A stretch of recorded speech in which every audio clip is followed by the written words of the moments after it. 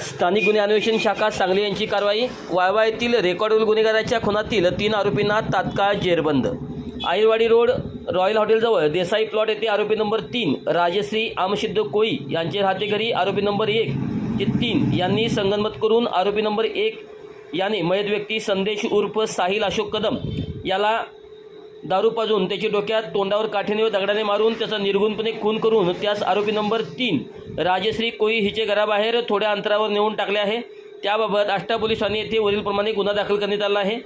माननीय पोलीस अधीक्षक श्री संदीप घुगे, माननीय उपविभागीय पोलीस अधिकारी ईश्वरपूर विभाग ईश्वरपूर यांनी सदर गुन्ह्याच्या ठिकाणी भेट देऊन गुन्ह्याचे गांभीर्य ओळखून सदर गुन्हा उघडकीस आणून आरोपीस ताब्यात घेण्याबाबत आदेशित केले होते। पोलीस निरीक्षक संजीव कुमार झाडे, स्थानिक गुन्हे अन्वेषण शाखा सांगली यांनी सहाय्यक पोलीस निरीक्षक जयदीप कळेकर यांचे पथक तयार केले।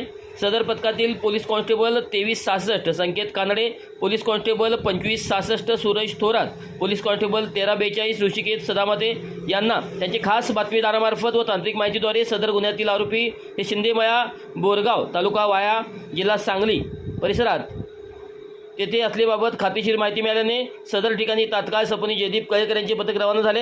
सदर पथकाने त्या ठिकाणी जाऊन संशयित आरोपींना ताब्यात घेतले। सदर आरोपीकडे गुन्ह्याच्या अनुषंगाने चौकशी केली असता आरोपी प्रथमेश कोळी यांनी सांगितले की मयत संदेश उर्फ साहिल कदम हा माझी आई राजश्री कोळीला त्रास देत होता, त्यामुळे आमच्यात वारंवार वादावादी होत होत्या। काल मी माझा मित्र अभिजित परीट, आई राजश्री कोळी असे घरी असताना मयत संदेश घरी आला। त्यावेळी आमच्यात पूर्वीच्या कारणावरून भांडणे झाली। त्यावेळी मी मित्र अभिजित परीट आणि आई राजश्री कोळी यांनी मिळून मयत संदेश यास दगड व काठीने तोंडावर मारून जखमी करून त्याचा खून केला असल्याची कबुली दिली।